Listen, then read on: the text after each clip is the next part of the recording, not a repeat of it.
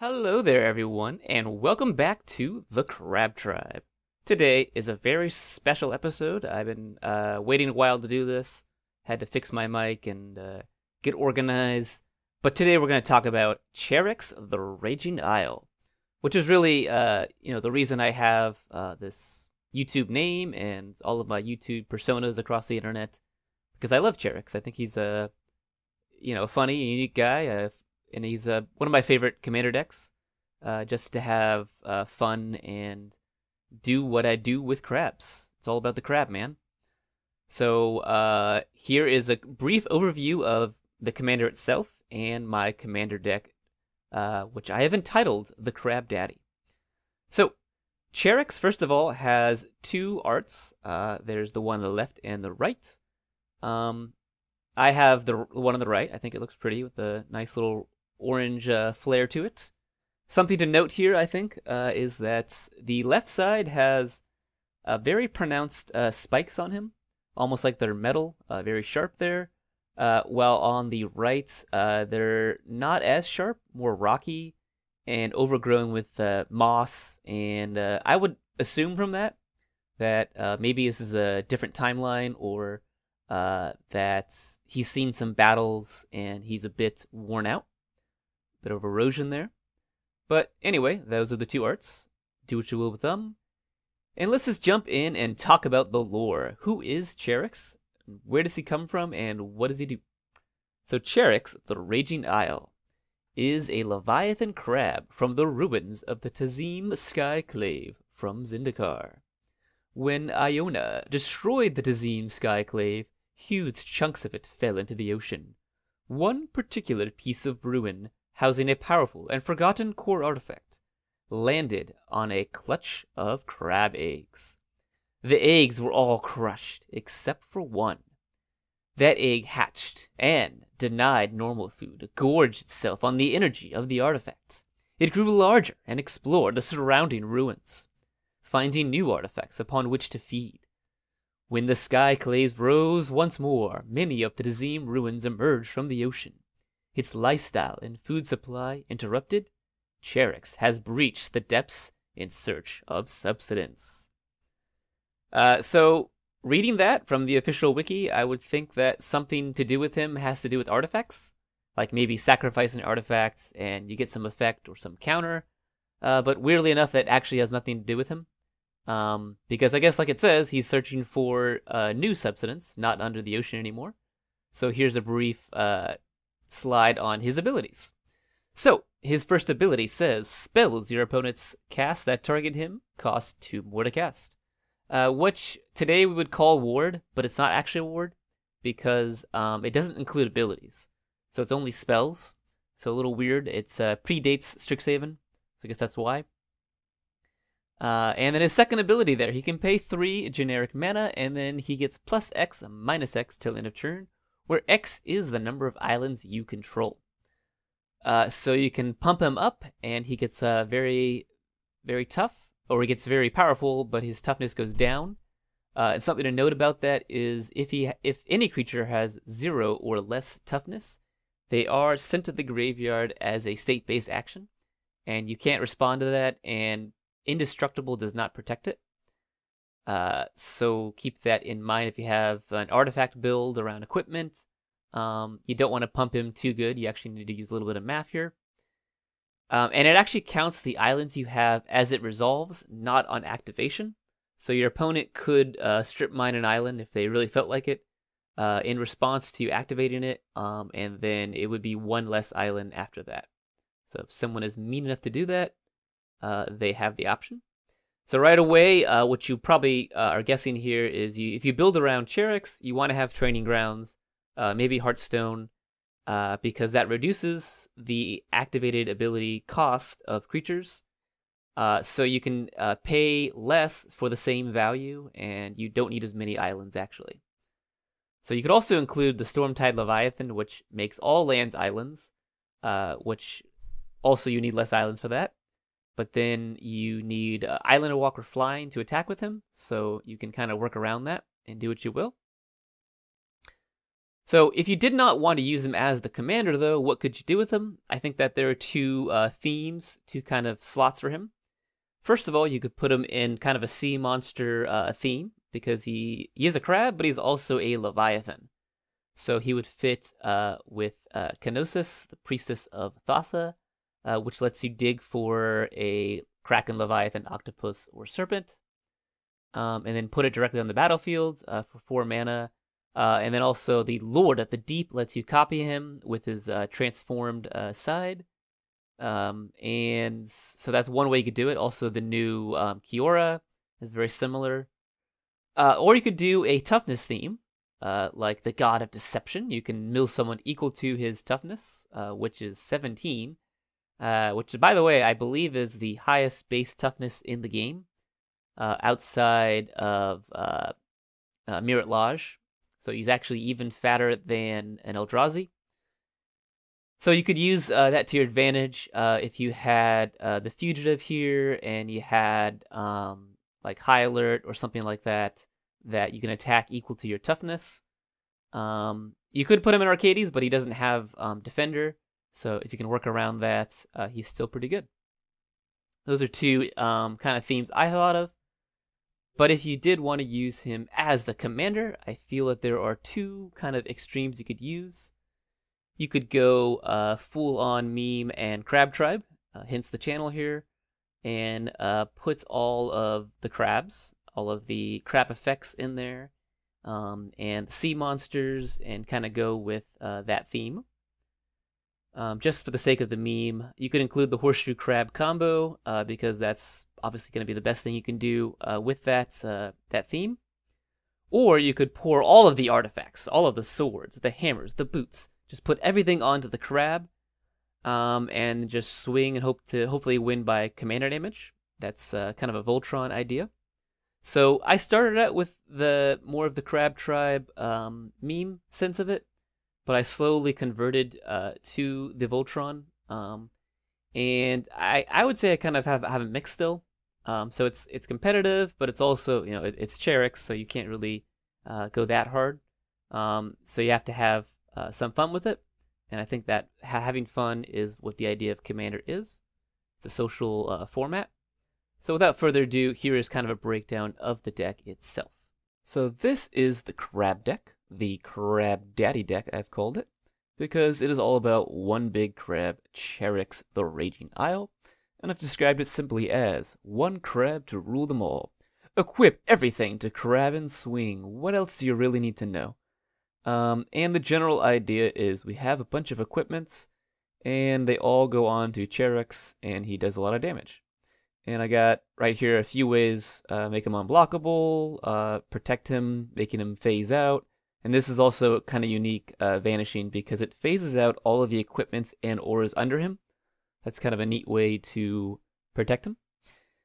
So just kind of generally talking about it, it relies on 3 combos. First of all, we have all of these untappers. Iorith of the Healing House, Kelpie Guide, and Vizier of the Tumbling Sands. And those all can untap each other, first of all, and that can help out the Wake Thrasher. They can untap lands to give you more ramp. However, you can also equip or do an aura on one of them, the Freed from the Reel.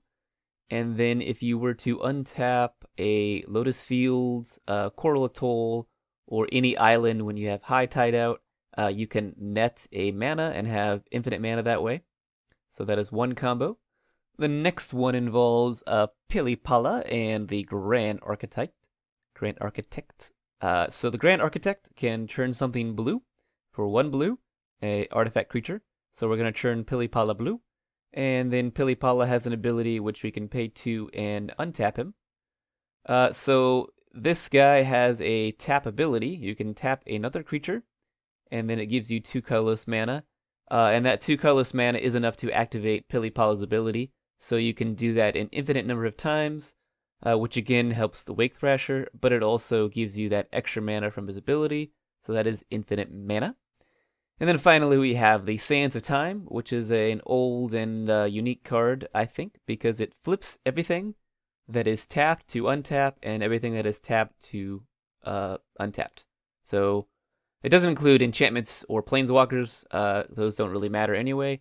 But anyway, what you can do is tap all of your lands and mana-producing artifacts and creatures before it triggers on the upkeep, and then you can float some mana that way, and that is enough to activate the Lithoform engine, and then you can copy the trigger so that everything will untap, including the Lithoform engine, so you can do it again and again. That is infinite mana on your upkeep, so that doesn't really help you too much because you can't float mana between phases. It'll fizzle out. But you can use that to pump up Charix on your upkeep. Or what I really like this for is if you come down here, we have the creature known as the Empress Galea, who can pay 2 and gain control of a legend or a legendary permanent. So using that infinite mana, and then she will also untap in that whole process, you can gain control of everything. Well, all the legendary creatures and permanents, and then you can make it everything if you include the ley line of singularity, which makes everything a legendary, which is also pretty good by itself because you can make all tokens disappear except for one, because all those tokens will be legendary. This deck doesn't really make a lot of tokens.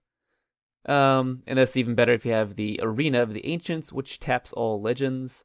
And you don't really care because you're going to have yours untap anyway with all of our untappers. Let's not get ahead of ourselves. So moving on from the combos, we have counterspells. These are both proxies for me. You can just don't spend a ton of money, just have fun, I think. That's my philosophy. Padim is really good for protecting your artifacts, because he says all artifacts you control have hexproof. And then you can draw a card if you have the highest, which is usually the case. Spawning Kraken is kind of a meme where Charix is actually a Leviathan, so he makes more Leviathans when he does damage. Doesn't matter how much damage, just as long as 1 damage goes through. And then the equipments is really the spice of the deck. So here are some highlights. The Hammer of Nazan, I think, is the most important, because it synergizes with the rest of the artifacts. They can all be instantly equipped as long as this is out. So my 1 tutor Fabricate is what I would use to get that equipment. Argentium Armor is really good, although it costs a ton of mana, 6 to cast and 6 to equip. So again, you have to have the hammer out to help you out. But you can also copy that triggered ability again with the Lithoform engine and destroy something and then something else. You can also copy the triggered ability of Feast and Famine, and then you can float mana that way. The Inquisitor Fail, I think, is a unique item here. It says if an equipped creature would deal damage, it does double damage, so that's good, but it also takes double damage. But that's okay, because Charix already has a super high base toughness, 17. So someone needs like 9 power already to kill it. And then if he has all these equipments on, he's probably not going to die even from that. I guess that's about it. I would want to upgrade this to the Mithril Armor, which just came out. So that is 100% better than Darksteel Plate. And then moving on to our lands, we have our lands that just produce mana. We have some ramp artifacts. I have the Ominous Seas, which is kind of another, meme aspect of the deck. However, I don't think it's that great. There's not a ton of draw potential in the deck, except for Rustic Study and then Padim earlier. So I might swap that out. Haven't really got much use out of it so far. Some stack pieces here. Silent Arbiter, you're typically going to only have Charix attacking, and then Charix is a Leviathan again, so he works with the Serpent of the Yawning Depths. And then we have our lands. The lands, the non-basic lands, I call these the utility lands, because they're not just non-basics, they also do something else, like Rogue's Passage is going to be the most important. The Mycosynth Gardens, you can copy one of your artifacts, like the Sword of Feast and Famine, or Colossal Hammer, or whatever you want. Desert, I just thought was funny because, crabs in a desert, that's pretty weird. the School of the Water's Edge, you can untap your crab, which is going to be important when you have like the arena out. Rivendell and Weathertop are two of the newest lands here, and Weathertop is good because you can untap this Sanctum here, so you can do the second ability the same turn. Otherwise, this is still pretty good because you can give it a counter every turn. And that's about it for that. And obviously, the big win con of the deck is Training Grounds, which you can then use Charix Ability for 1 mana, which means you need less islands to have the same effect, which means you can have more non-basics. You don't need to rely on 36 islands. You can spice it up with a little less islands because you get more value for less, which is good. So that is the deck in a nutshell. Charix does things with some combos. I don't have the horseshoe combo, which you might want if you want to be lean more on the meme side. So I went instead with some untappers, which do about the same thing. So I hope you enjoy this. And let me go ahead and move on to question and answers, comments, whatever questions you have. Feel free to leave them in the comment section. I will read and respond. So do you lean more on the equipment side of Charix? Do you lean more on the Crab Tribe, silly monsters the deck? Let me know and I'll get back to you. Have a good one.